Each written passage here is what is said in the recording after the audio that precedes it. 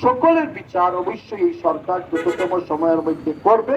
But আমরা সিলেটের এই যে সাংবাদিক ভাইরা আজকে দাঁড়িয়েছে তাদের সাথে সুর মিলিয়ে বলবো যে এটিএম তুরাবের বিচারটা যেন এই সরকার বিলম্ব না করে, ইনশাআল্লাহ বিলম্ব করবে না। কারণ এই সরকারের তো কয়েকটা নীতির মধ্যেই একটা হচ্ছে বিচার বিভাগ স্বাধীন, আইনের শাসন প্রতিষ্ঠিত। এই সরকার ইতিমধ্যে আপনারা দেখছেন যে বিচার বিভাগ স্বাধীনভাবে কাজ করছে, আইনের শাসন প্রতিষ্ঠিত হচ্ছে।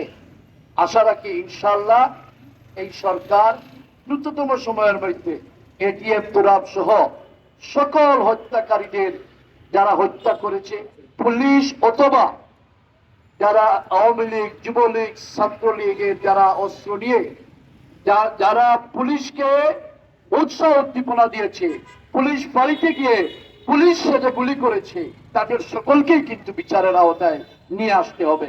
আমাদের সবার অল্প সময় এসে নজর করেছিল সিলেটের একটি হাউস, যে হাউসে আসলে জালালাবাদ এর মতো পত্রিকায় কাজ করে সে আমরা সাংবাদিকতা যেটি আসলে অপরাধমূলক নিউজ বলে থাকি, ক্রাইম নিউজ যেগুলোকে বলে থাকি, সেই নিউজগুলো অত্যন্ত গুরুত্ব। আমরা এই হত্যাকাণ্ডের আসলে তদন্ত অবস্থায় আছে কি আমরা আসলে দৃশ্যমান আসছিলাম। তুরাব হত্যার আগেও সুরক্ষা আইন আমরা চাই যে কোনো ভাবে যে কোনো মুহূর্তে সুরক্ষা আইন করা হোক এই করে, এবং সুরক্ষা আইনের দাবি জানিয়ে এখানেই শেষ করছি এবং আশা করছি আমরা শীঘ্রই এটিএম তুরাবের রূপ আমরা দেখব। সবাই ভালো থাকবেন, সুস্থ থাকবেন, আল্লাহ। যে পর্যায়ে আমি বক্তব্য রাখার জন্য অনুরোধ করছি আমাদের সাবেক কোষাধ্যক্ষ ফটো জার্নালিস্ট অ্যাসোসিয়েশন সিলেট কর্তৃক আয়োজিত আমাদের এটিএম তুরাব হত্যাকারীদের বিচারে মনে হয় পঞ্চমবারের মতো সিলেটের মানুষ সিলেটবাসী আপনারা সবাই। আর ফ্যাসিস্ট সরকারের প্রধান শেখ হাসিনা তো ইতিমধ্যে বিচার হয়েছে, একটি রায়ও হয়েছে। আমরা শুনেছি যে উনি ডিসেম্বরে আসবেন। ভালো কথা, আসুন। আপনার জন্য তো যেই জেলখানাতে মরহুমা মা বেগম খালেদা জিয়াকে অন্যায়ভাবে জেলে পাঠিয়েছিলেন সেই জেল তো আপনার জন্য অপেক্ষা করছে।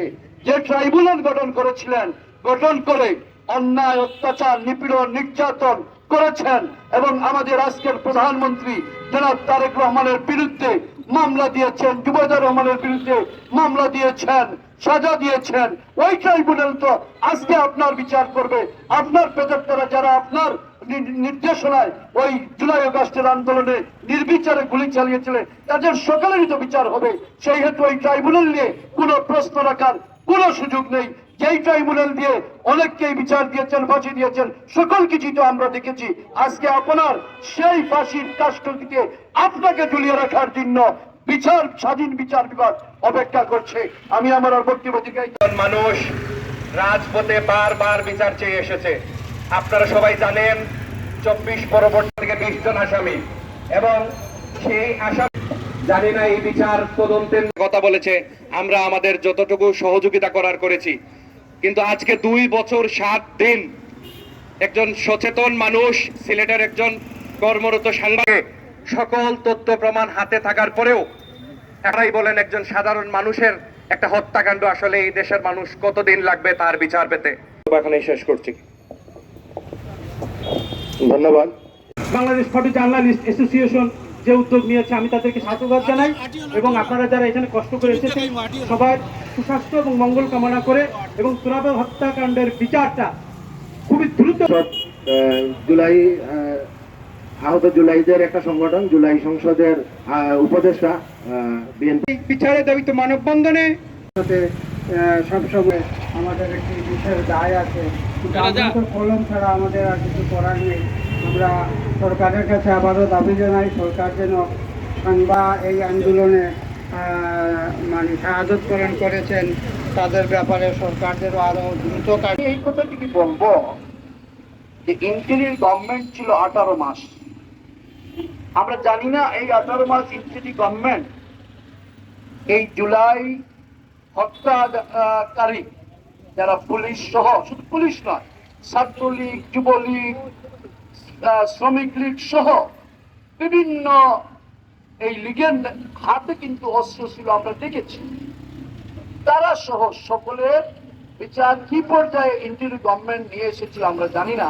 তবে যেহেতু জনগণের ভোটে নির্বাচিত সরকার এসেছে 12ই ফেব্রুয়ারি এবং ক্যাবিনেট ফর্ম হয়েছে খুব সম্ভব 17 তারিখ হবে, তখন থেকেই এই সরকারের কার্যক্রম শুরু।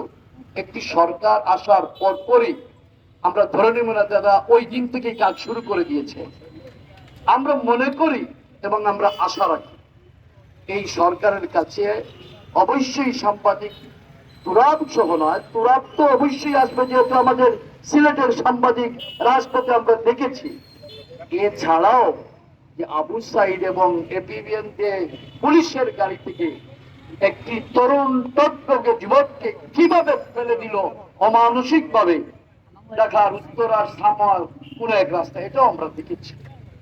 চাওয়া আমাদের সবার চাওয়া এই যে অত্যন্ত দ্রুততার হত্যাকারীদের শনাক্ত করা হোক, কিন্তু আমরা জানি যে এই মামলার মূল আসামি পুলিশের কয়েকজন ঊর্ধ্বতন কর্মকর্তা, যদিও আরও কয়েকজনকে দেওয়া হয়েছে, কিন্তু মূল আসামি পুলিশের কর্মকর্তারা, কারণ ওনাদেরকে আমরা মনে করি টার্গেট কিলিং করা হয়েছে। আমরা সবাই জানি তার শরীরে 98টি স্প্লিন্টার পাওয়া গিয়েছিল। সুতরাং আমরা মনে করি যে পুলিশকে দিয়ে এই তদন্ত সঠিক হবে না, কারণ এটা খুবই স্বাভাবিক যে আমার একটা কমিউনিটির বিরুদ্ধে আমি কীভাবে যাব।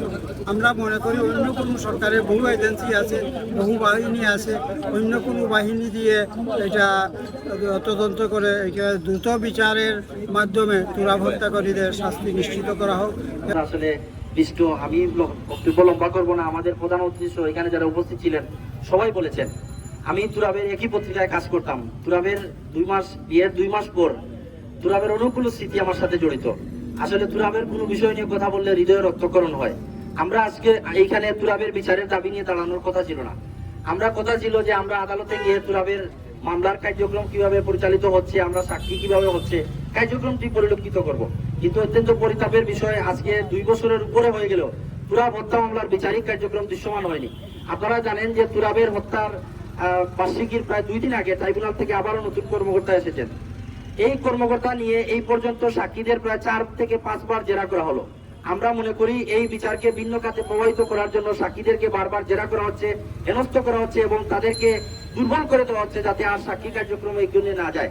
এইখানে সরকারের গুরুত্বপূর্ণ কয়েকজন ব্যক্তি আছেন, ওনারাও এই তুরাব হত্যাকাণ্ডের যে মিছিলটি ছিল সেই মিছিলের একজন সাক্ষী। এই যে মিছিলে তুরাব হত্যা খুন হয়েছে, সেই খুনের বিষয়টি নিয়ে আমি জানি যে ওনারাও ভারাক্রান্ত এবং ওনাদের হৃদয়ে রক্তকরণ হচ্ছে। আমরা এই গত কয়েকদিন আগে প্রেস ক্লাবের অনুষ্ঠানে একজন উপদেষ্টাকে পেয়েছিলাম, উনি আমাদেরকে কথা দিয়েছেন এই হত্যাকাণ্ডের যাতে বিচারিক কার্যক্রম দৃশ্যমান হয় সেটি উদ্যোগ রাখবেন।